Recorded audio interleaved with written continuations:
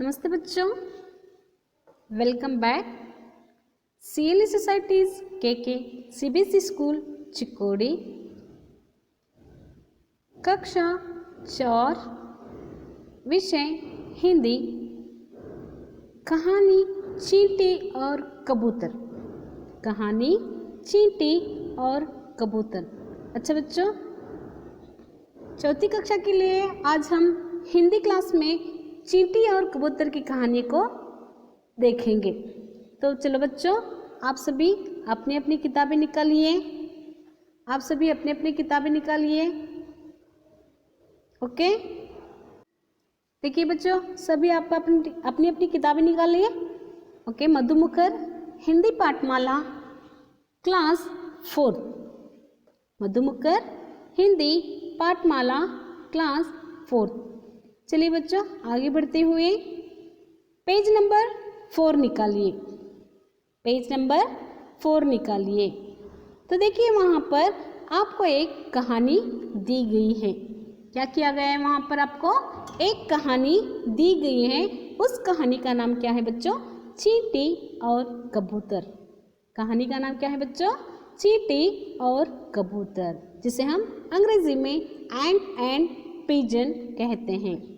Ant and pigeon कहते हैं। तो आज मैं आपको यहाँ पर इस क्लास में चींटी और कबूतर की कहानी सुनाती हूँ। तो ध्यान से आपको क्या करना है?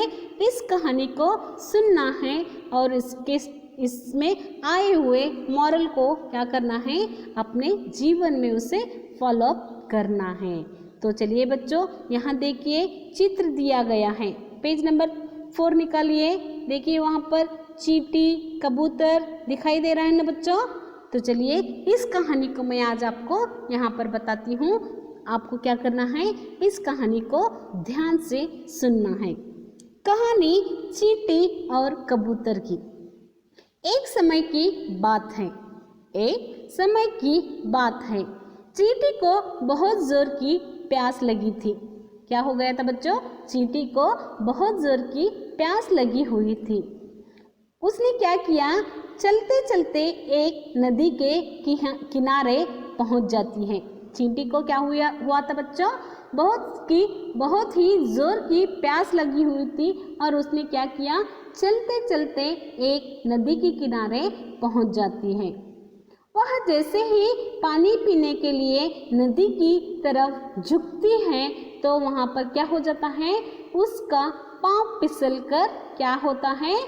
चींटी जो है वह नदी में गिर जाती है। वह क्या करती है बच्चों? जैसे ही पानी पीने के लिए नदी की तरफ झुकती है तो फिसल कर क्या होता है? नदी में चींटी गिर जाती है।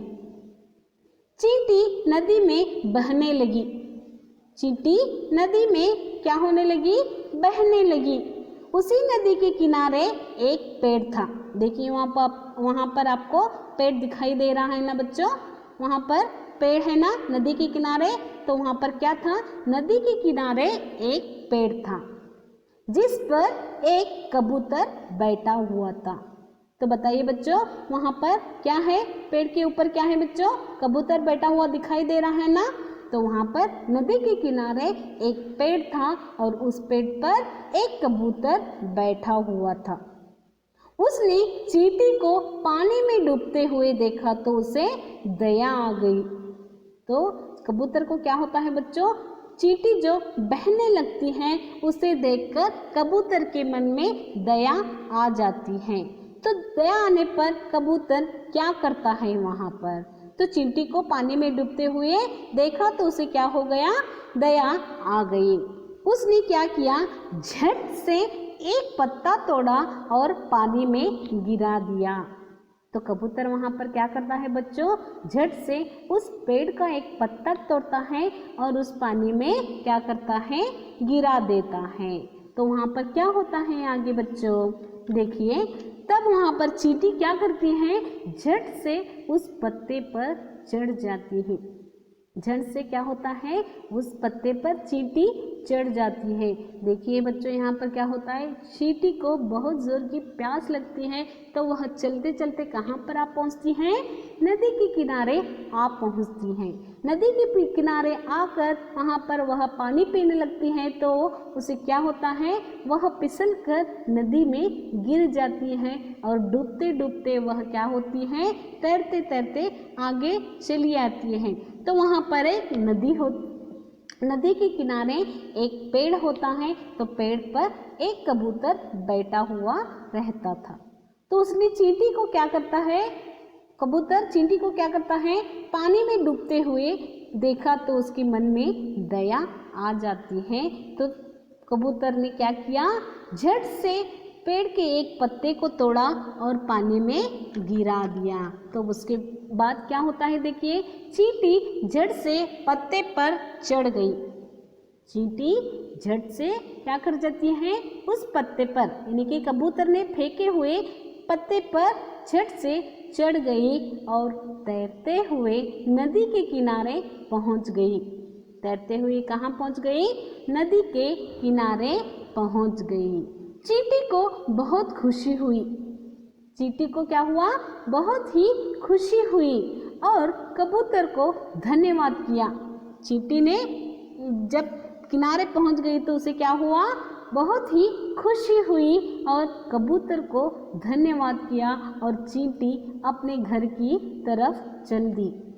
तो यहाँ पर क्या होता है, कबूतर पानी में एक पत्ता फेंकता है और उस पर चींटी झट से उस पर चढ़ जाती है और तैरते हुए नदी के किनारे पहुँच जाती है।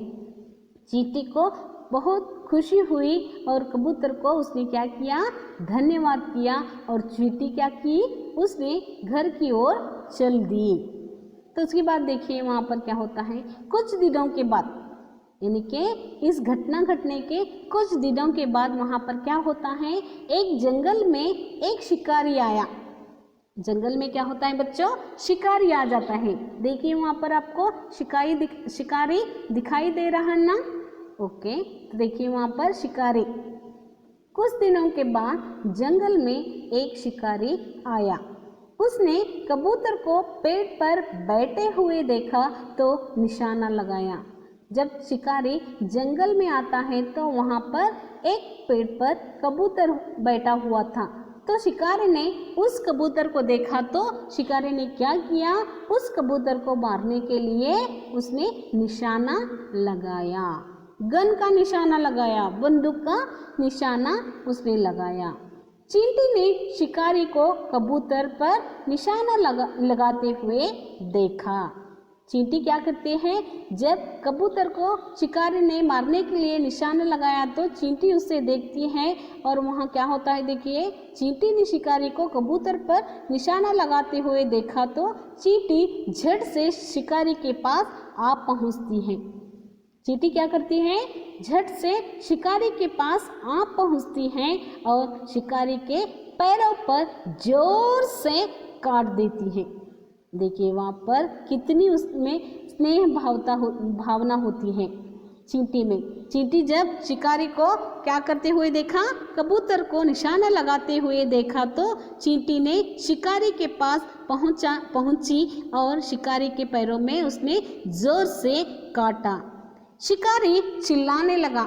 जब चींटी शिकारी को काटती है तो शिकारी क्या करता है, उसके काटने पर शिकारी जोर से चिल्लाने लगा और उसका निशाना जो था वह चूक गया। उसका निशाना क्या हो गया बच्चों, चूक गया। किसका निशाना, शिकारी का निशाना जिसने कबूतर पर लगाया था। चींटी के काटने पर शिकारी का निशाना जो था वह चूक गया। आवाज सुनते ही कबूतर आसमान की तरफ उड़ गया।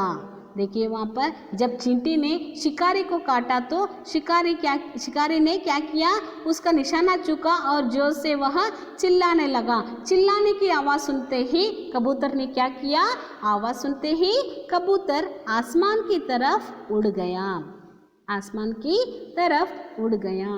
कबूतर ने उड़ते उड़ते चींटी को धन्यवाद किया। तो कबूतर क्या हो गया, शिकारी के निशाने से बच गया और उड़ते उड़ते चींटी को उसने क्या किया, धन्यवाद किया। तो देखिए बच्चों, कबूतर ने चींटी को बचाया तो चींटी ने यहाँ पर कबूतर को भी बचाया, शिकारी के निशाने से कबूतर को बचाया। तो यहाँ पर हमें इस कहानी से क्या सीख मिलती है बच्चों? यहाँ पर इस कहानी का मॉरल क्या है, मॉरल ऑफ द स्टोरी क्या है हमें? तो चींटी जब यहाँ पर मुश्किल में थी तो उसे कबूतर ने बचाया, जब कबूतर उसकी मुश्किल में था तो यहाँ पर क्या किया, चींटी ने उसे बचाया। तो एक दूसरे की मदद हमें यहाँ पर इस कहानी में दिखाई देती है। तो इस कहानी से हम क्या सीख सकते हैं?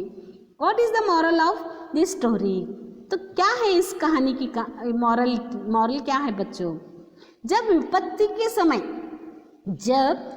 के समय जो हमारे काम आता है वही हमारा सच्चा मित्र होता है। तो ध्यान दीजिए बच्चों, यहाँ पर जो हमारे कठिनाई के समय में, विपत्ति के समय में जो हमारे काम आता है वही हमारा क्या होता है, सच्चा मित्र होता है।